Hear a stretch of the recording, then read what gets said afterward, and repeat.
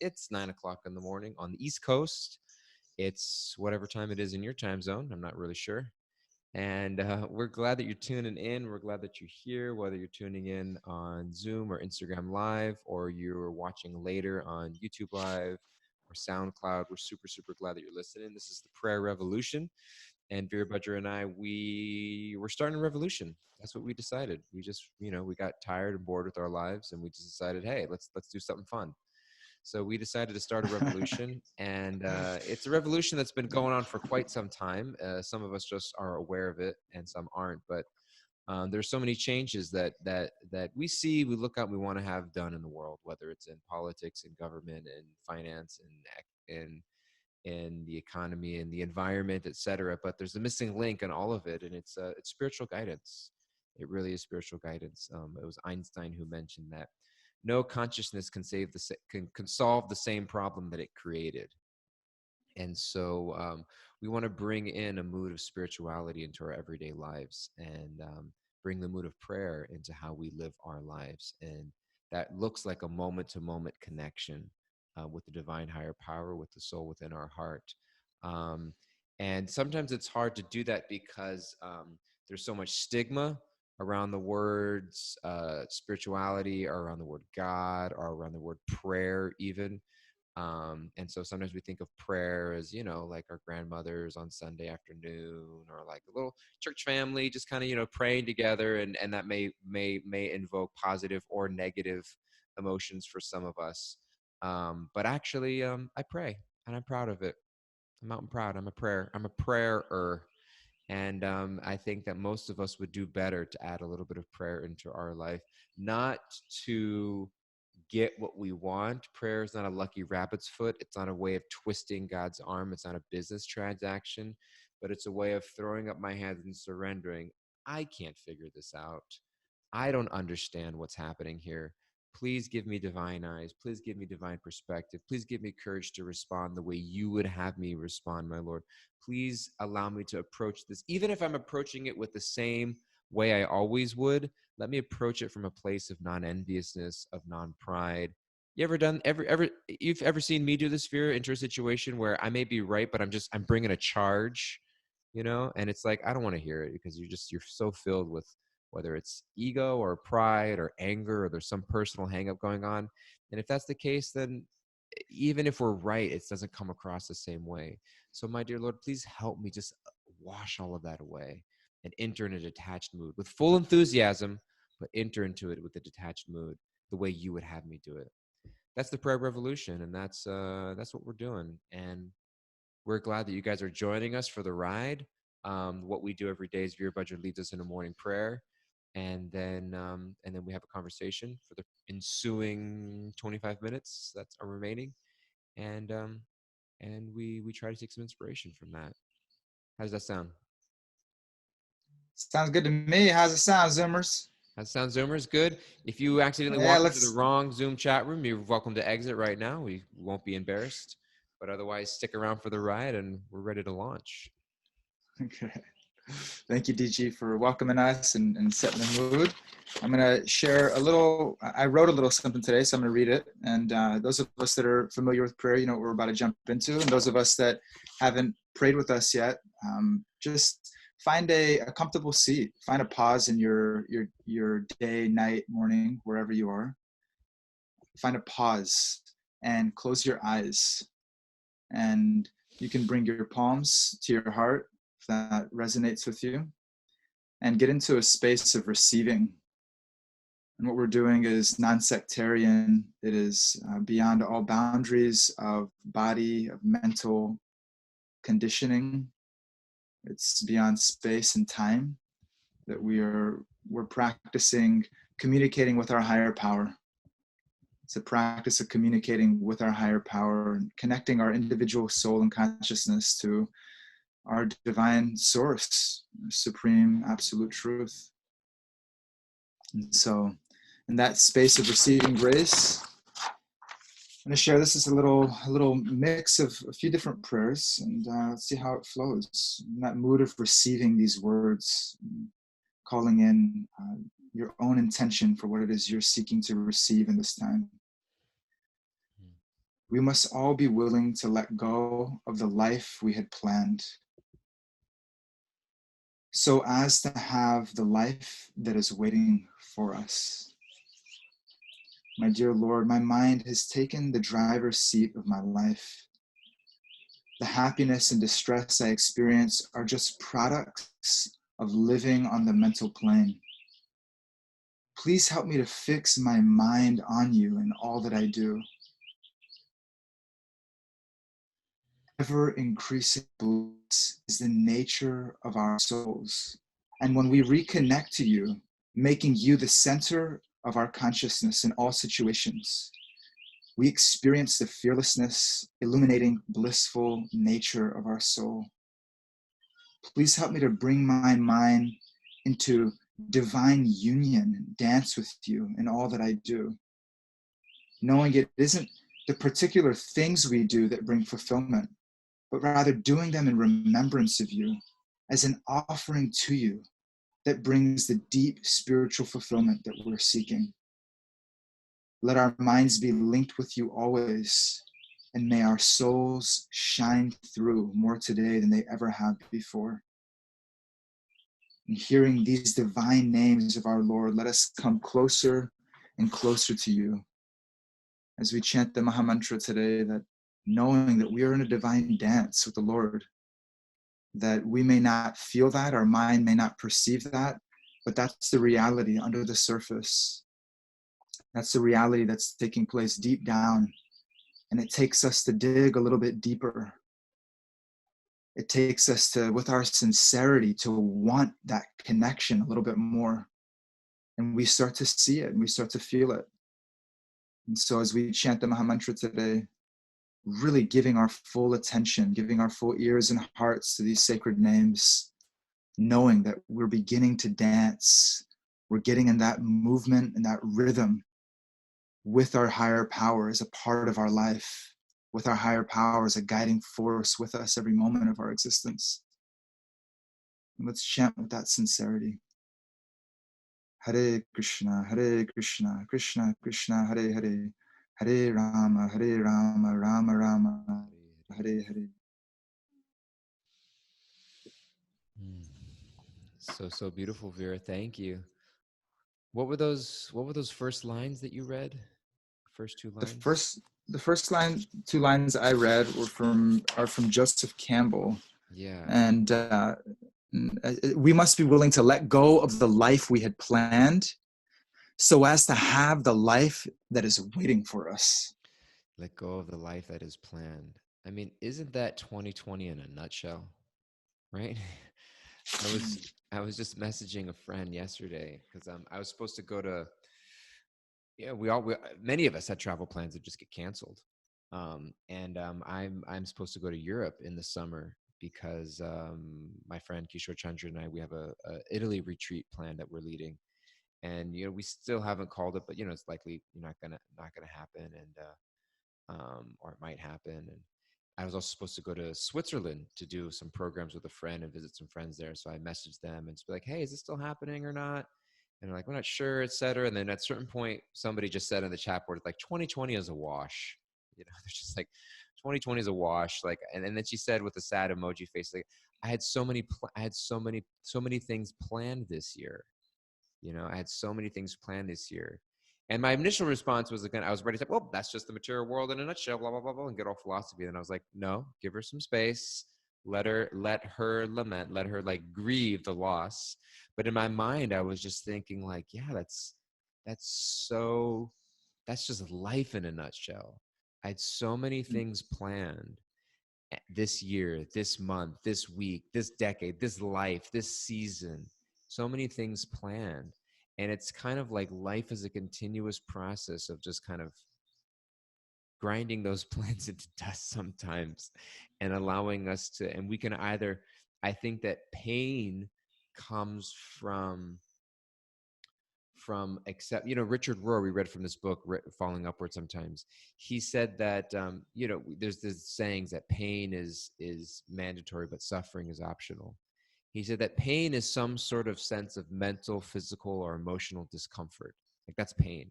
He said suffering is when I associate a sense of injustice to that pain, that this shouldn't be, it should be different.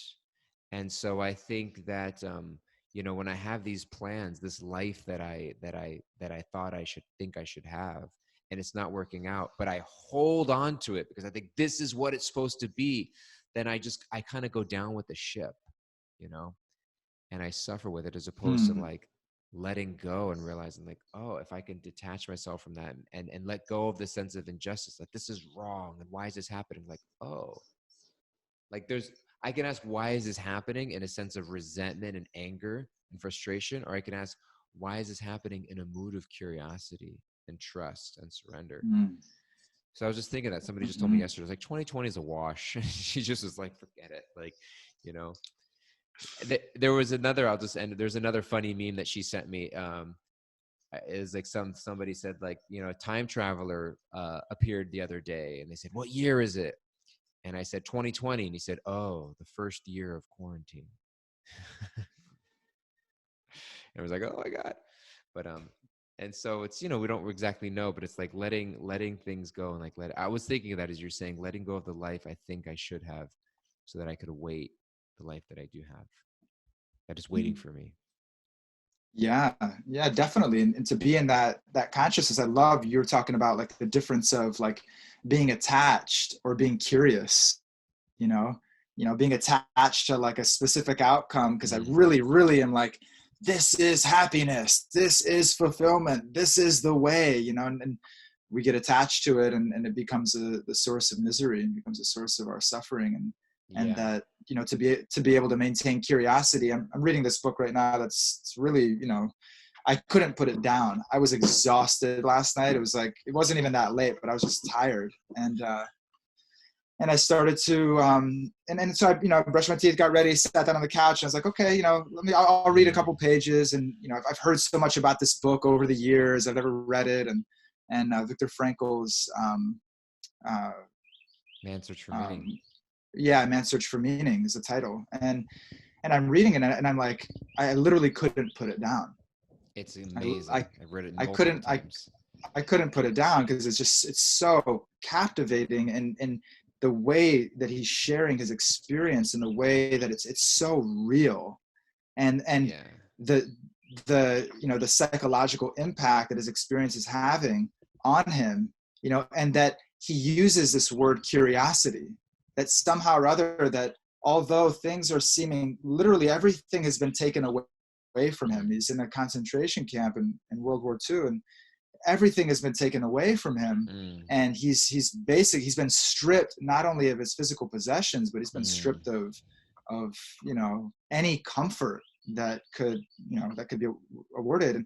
And just to see actually how he adopted and how he adjusted, and so many mm, others adopted and adjusted, when they kept this mood of curiosity, when they kept mm. this, somehow or other, they kept this connection to meaning and what they were doing. And so I'm just a little bit into it, but just hearing you share, it's like, okay, if this is a person, and so many people that went through this experience, and they were able to maintain curiosity and able to maintain Mm, meaning, when their whole life has literally been stripped of them, like, yeah. just like like unthinkable, unimaginable, like their life they had plans for their life, and they got completely stripped in the most brutal way, that it just gives me hope, for my life, and for all of us, that we can, no matter what's taking place in our life, continue to find meaning, and continue to stay open and Mm, curious to the premise, that we're talking about in spiritual life, and this path of bhakti, and universal spiritual mm, truth, that life is always happening mm, for me. Life is always happening in some way to help me mm, to grow, to help me to go deeper, and to find more meaning and more purpose, and in that find more fulfillment, no matter what's taking place externally. To be able to yeah. find that in our relationship with God, to be able to find that in Mm, the opportunity to serve, no matter what's taking place. Seeing that opportunity, and acting as an instrument, in whatever mm, capacity we can, even if it's a really dire situation. And so I just really as you were sharing that, that curiosity, like being able to maintain that in our life, that quality of maintaining like exploration, the quality of, maintaining the quality of curiosity and exploration and Mm, discovery in our life. That, okay, I'm in this adventure, I'm in this intense sort of, um, school and training ground, and mm, it's happening to help me to love without ever mm. ceasing. It's helping me to love without ever stopping, and Yeah. to increase that capacity to love more and more. That's the premise. That's what's happening. And how can we maintain that discovery and that curiosity throughout it? And so that's, you brought up those thoughts and those questions also, how to maintain that, how do we keep that openness and that faith and that belief that there's a reason and there's meaning behind everything that's taking place in life. And so I can maintain curiosity because I know I'm on a path. I'm going to discover more and more about myself. I'm going to discover more truth. I'm going to discover more and more beauty, even no matter what's taking place in my life. And so how do we, Yeah. yeah, that's my question for you, DG, and for all of us. How do we maintain that mood of curiosity and discovery? Yeah, it's so Trisha out there in Pennsylvania said, I just gave that book to my son who is 17, and it's really helping him process the shift happening right now in his senior year of high school. I was glad to be reminded it was on my shelf. It's a super, super powerful book. And there was something that came to mind in that book. There's a moment. I mean, it's so visceral, it's so real, it's so strong, the imagery in the book. And the way he writes it is so, I mean, he's not, it's almost non-emotional, but it's so packed with emotion. But he says in the beginning of the book, he's like, hey, I'm not here to tell you about the horrors of the Holocaust. That's been done. I'm here to, it's almost like you use it as like a psychological experiment. Some people are asking about the book. The book's called Man's Search for Meaning by Viktor Frankl. Our scribe Bryn is not here. Wednesdays is her day off. Well, it's not her day off. She's in a pranayam series with our good friend Alexandra Moga. So she's in here to write it up on the chat board. But just as FYI, if you're tuning in on Instagram, if you join us on Zoom, our chat board here is a little more active. And if you post a chat on Instagram, it just kind of disappears quite quickly from the screen. But if you join us in on Zoom, there's a more permanent chat board that will help you be more active in our chat. So if you want to participate with your chats, your questions, your comments, we really encourage you to join us on Zoom, which you can find at bhakticenter.org/online, or email us at prayerrevolution@bhakticenter.org to get on the Zoom link. But that aside, this book, Man's Search for Meaning, so he describes the experience of coming into a concentration camp. And he said being stripped of anything.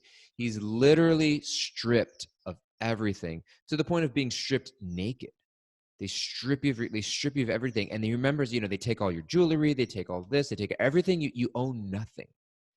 And so he had in his coat pocket the one thing that he kept with him. He was a psychologist. He was a doctor. He was a professor, and he had his manuscript for like his life's work. And this was back in whatever time frame it was. There was no hard drives. There was no Google. There was no Google Drive. Like, he didn't have it saved somewhere. He just had this manuscript, a piece of paper, saved in his coat pocket. And the guard pulled it out of his pocket and he said, "What is this?" And he said, "My dear sir, it's my life's work. Please, like, it's of no value to you.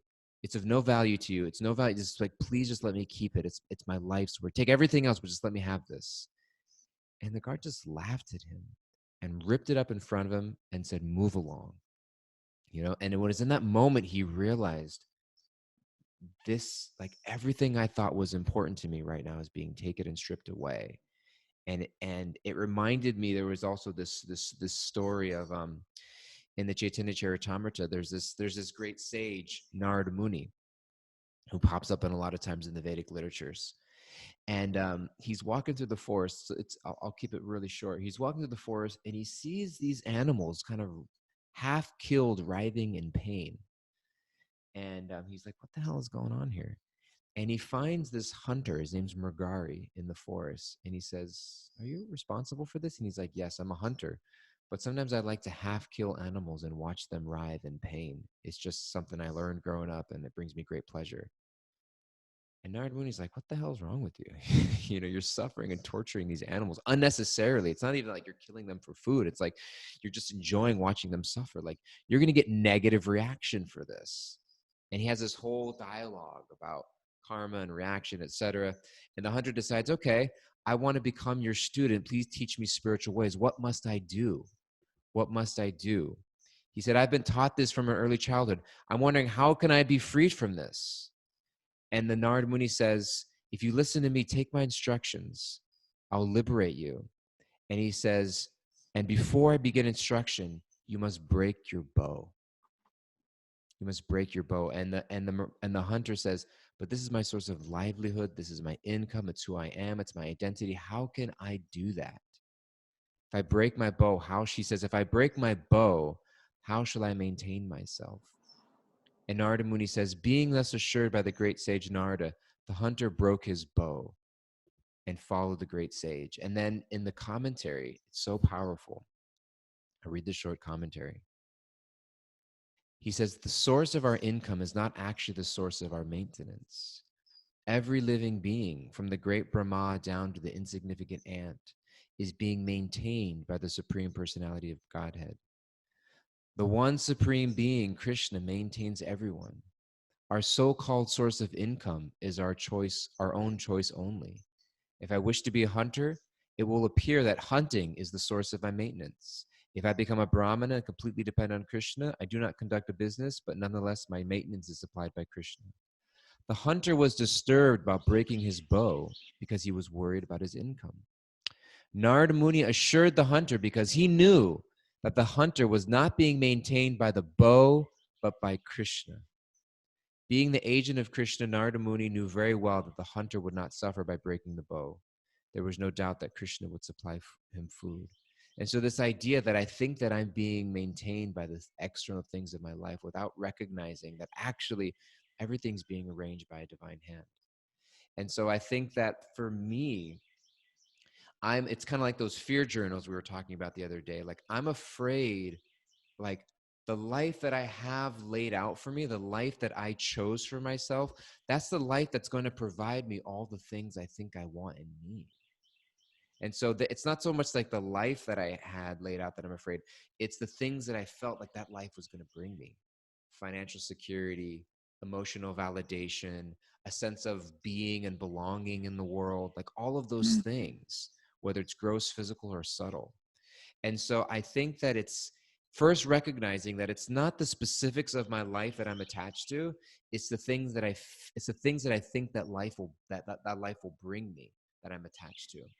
And then when I can start to recognize that, I can start to recognize that even amongst those things that I'm attached to, some of them aren't worth being attached to necessarily, because on a deeper level, I think that ultimately it's going to bring me some happiness or fulfillment. And so, and that the deepest things that I'm really attached to aren't going to come from there. It's actually Krishna saying, hey, all Krishna's doing, all God is doing is saying, hey, I'm just letting you know, you're not going to find it over there. This life that you had planned out for yourself that you think is going to bring all that stuff for you, it's not. You're like dead set on, you got a map and it's not leading you where you think it's going to lead you. It's just not. And so, but the life that I have, it may look very, very different than the life that you have planned out for you. It may look very, very different, but it's going to lead you where you're going to go. So it's kind of like the life that I have planned, it looks like the way it should, but it doesn't lead me to where I want to go. The life that is waiting for me may not look at all like I thought it should or think it should, but it's leading me exactly where I need to go. And so it's like, which one do I want? Do I want the path that looks well, but doesn't lead me where I want to go? Or am I willing to surrender what the path should look like, but it's going to lead me exactly to the destination that I want to be at? So for me, it's that faith, believing that, hey, the details I'm not going to figure out. And at the end of the day, I'm probably going to lead myself somewhere where I don't want to be anyways. So why not trust that, um, that there's a divine hand guiding me in my life? And that even if today doesn't look like the way I think it should, that's probably a good thing, because if I was crafting my own destiny, who knows where I'd lead myself? I don't even want to think about it. Yeah, it's like what I'm hearing you share is like, to trade out our ideas for happiness and to in turn, like, to recognize no matter what is taking place in my life, that there's a hand of the divine that's guiding us. It's a perfect plan for us, if we have that consciousness. And that whatever ideas I have, ideas I get attached to be able to surrender those and trade that out for that, that faith and that trust that Yeah. there's a higher power guiding me. Yeah. Yeah. It's like I don't know. It's like you know, I remember, I'm not a big fan of roller coasters. I never was. My sister was, my dad is. And I remember there were times when I went to this one place. It was in San Jose because my dad lived in California. It was like Great America or something like that, some theme park. And there was a couple times where I remember, like, myself, I was like so scared to get on this roller coaster. And my dad and my sister really wanted me to do it. And I remember just like crying. Like, I don't want to go. And I remember there was one where it's like I wasn't quite tall enough and I was so relieved. And I think there was another one where I actually went on it. It was like one of the ones where, like, you have the thing stripped down and you're sitting, standing, and it's going. It's called like I think it was called the Vortex. Gives you a sense of like what the ride is like. And it's like I'm so scared of getting on that roller coaster, and I'm crying and bawling my eyes out. And meanwhile, like, my dad and my sister are like, nothing's gonna happen to you. It's gonna seem Mm. scary, but like, you're gonna be fine. You're gonna be fine. And there's so many instances where, like, as little children, we're so scared of so many things. It's like, I don't, you're gonna be fine. Whether it's a roller coaster, it's like, I don't want to go to school today. I'm gonna hate it. It's like, what? You're gonna be fine. You know what I mean?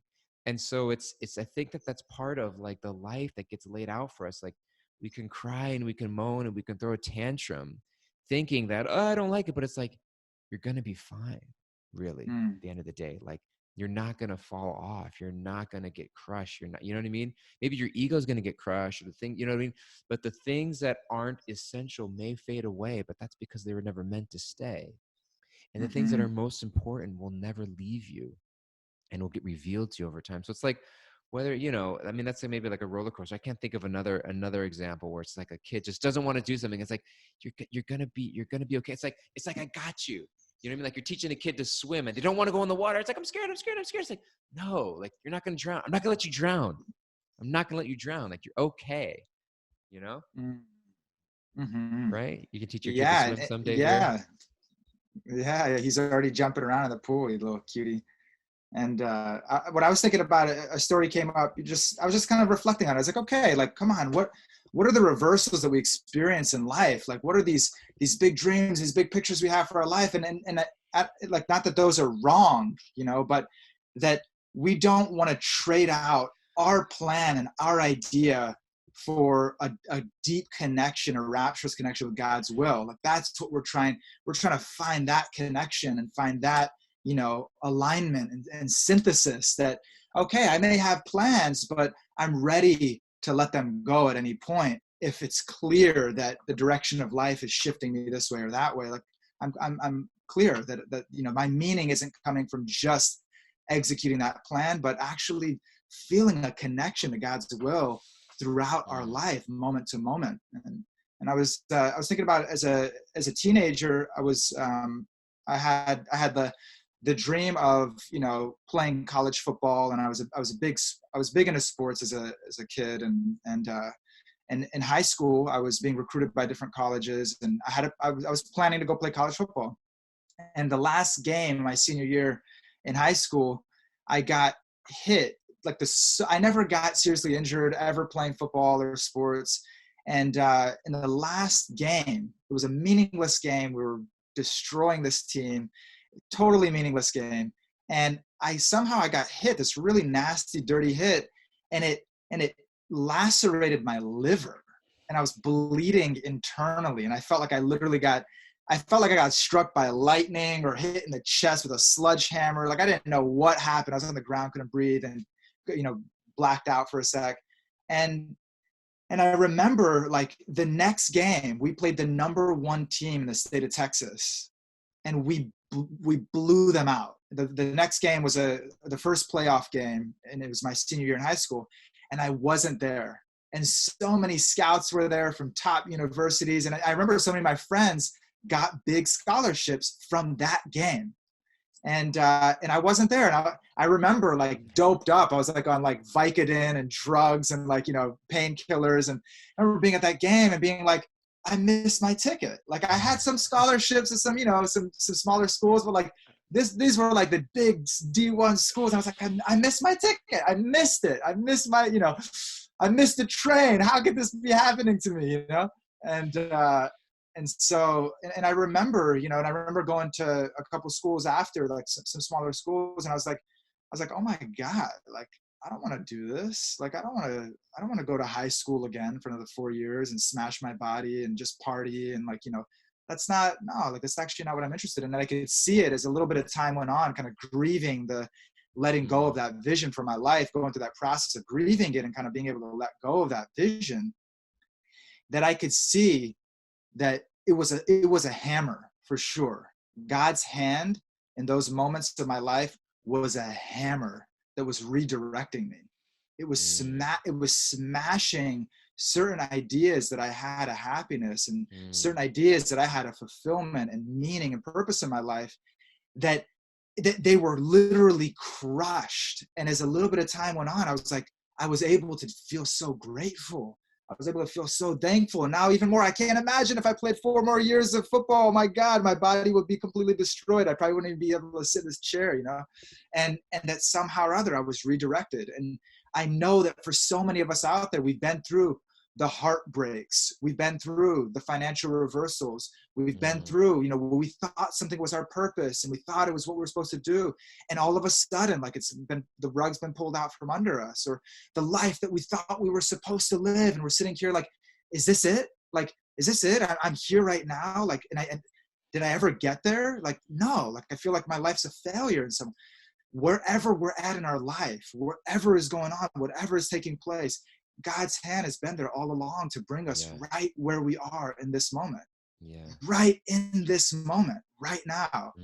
And that the invigoration and that excitement and that joy and that passion for life is in saying, yes, right now I am aligned with God's will. Right now I'm right where I'm supposed to be. I know there's meaning. I know there's purpose, and I want to experience that in rapture more and more in my relationship with the higher power, trusting I'm in this river of grace, having faith that it's moving me exactly where I need to be. And to the degree that I can have that consciousness, to the degree that I can be in a rapture in that consciousness of connection with the higher power, that I'm going to experience right now, starting to awaken and unfold as an adventure. I'm going to experience it right now, that it is an adventure that is going to unfold, that is going to break through. And it's not somewhere else, or we didn't miss the train in the past. It's right now. We're right where we're supposed to be. Yeah. Man, as you told the story, I've heard that before, but as you told today, it was like painful. I was like, I was like, oh my God, like the pain of sitting on the sidelines in that big game and missing it just felt so real. And I was like, oh my God, I can't imagine. And then at the same time, I was like, I'm so glad you didn't become a football player, I because got saved, man. you I got got saved. saved. We need you here. I'm so glad you didn't go that way. We would miss you. Now, Vira, he was a quarterback, by the way. Vira was a quarterback, and so glad that you're our quarterback now, calling the plays and calling the huddles, and wouldn't want it any other way. It's so real and powerful. It's such a real story, and it reminded me, and we're gonna wrap up in a second, but it reminded me also. I had a friend last year. I led a Spain retreat, and a friend that I met on that retreat, he was a hockey player, and he was a goalie, and he kind of came from a neighborhood, like wasn't, yeah, it kind of came from a family, a small town, didn't really know. The hockey became the only thing in his life that was meaningful. And he moved to Canada, and he was getting recruited, and he was going to go to the NHL. He was going to he was going to be playing the NHL as a hockey player. And at some point, like, he popped his knee, and like he totally busted his knee in a way that like prevented him from ever playing. And what it brought up for him, it wasn't just the sense of like, okay, because it wasn't like, okay, what's God's will for my life? It was like, I don't have an identity anymore. I don't even know who I am if I'm not playing hockey. if I'm not Mhm. a hockey player, if I'm not pursuing that in my life? And so I think that sometimes it's like it's it's such a rock, it's such a shake, but it's such a gift when we Mhm. ask, oh, it's like Chris is saying, that's who you think you are? You think you're a Mhm. high school quarterback, football quarterback that's going to go on to play big college? You think you're an NHL hockey player? You think you're a rich businessman? You think you're a successful businesswoman? You think you're a life coach? You think you're a mother or a father or a sister or brother? You think you're a good citizen? You that's who you think you are? Like, no, don't get caught up in that identity. And sometimes that identity gets stripped away because it forces us in a deep level to ask, who am I really? And the Bhagavad Gita, it says that that which is impermanent, like we know what's material and spiritual, that which is constantly changing and impermanent, it's material, it's going to go away. But that which is Mhm. eternal is actually ours to claim. And so it's kind of like, what is my eternal identity? Who am I really? And Mhm. life is simply meant to bring me back to realizing that you Mhm. know? And so when things get taken away from us, sometimes it's like, oh, this is just, sometimes it's a gentle reminder. Sometimes it's like a shot in the head. Sometimes it's a lacerated liver. Mhm. Sometimes it's a lacerated liver that reminds us, oh, this isn't who you are. This isn't who I am. Oh, yeah. Thank you. Mhm. Or sometimes Mhm. it goes all the way to Viktor Frankl in the Holocaust, Man's Search Mhm. for Meaning. He gave it in the most extreme of examples, or Arjuna on the Mhm. battlefield. Mhm. So, anyways, I love you so much, Vera. So we should have a Love you. podcast that's just called Crazy Stories from Vera's Life. I think that would I think that we could fill it up. I think we can fill up an episode with that, and then or maybe a whole series.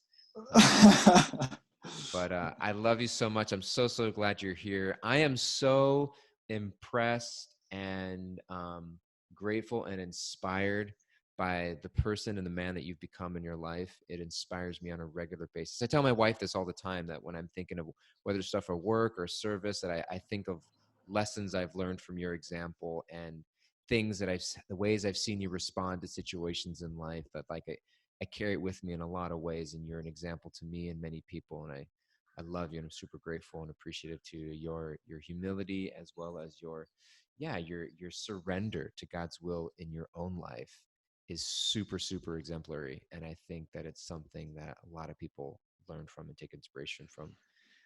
Myself, perhaps more than anyone. I'm your number one fan, Vera. I'm your student. I am just following in your footsteps though. And so And go ahead, yeah. yeah, and just wanting to say just a prayer just briefly for Resica's grandma for, Mm. that was, I just noticed, of course, Doyle, you're aware of it, but My just wife, Rasika's my wife, for those who yeah, don't know. yeah, and just seeing different texts coming in on our staff board that Mm. 94-year-old grandmother diagnosed with coronavirus and having a real difficulty Yeah. to get in enough life air to sustain her body. And so Mm. just a prayer from all of us that whatever is her destiny, that she's feeling a closeness with her higher power, and that she's trusting that whatever is taking place is happening in order to bring her home, in order to bring her closer to Mm. God. And she's feeling that.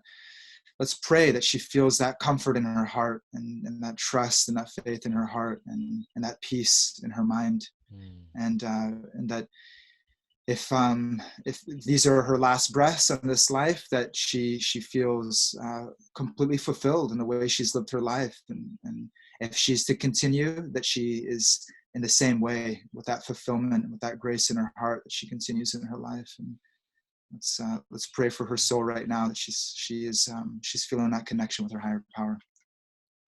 Just a moment of prayer for her.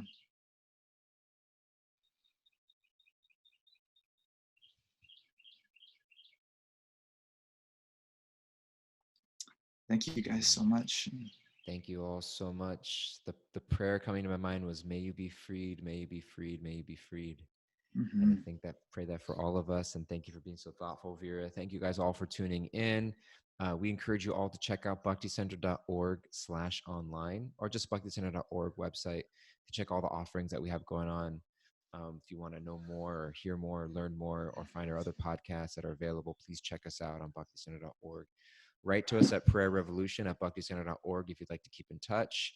And join us on Zoom. If you're on Instagram, we'd love to have you switch over to Zoom because we have a more stable chat board there. So a lot of times the questions or comments come in on Instagram and then they disappear quite quickly.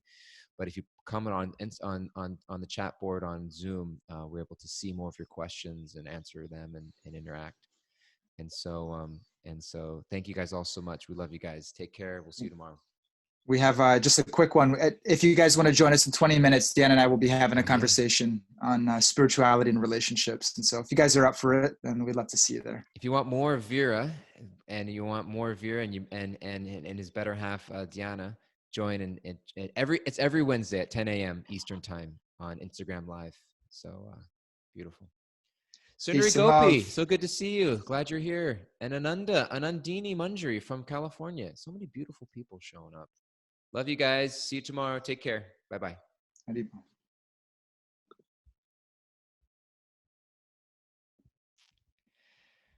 Bye, Julie. Bye, AJ, Trisha, Jitesh. Thanks for being here, Jan. Love you guys. Take care.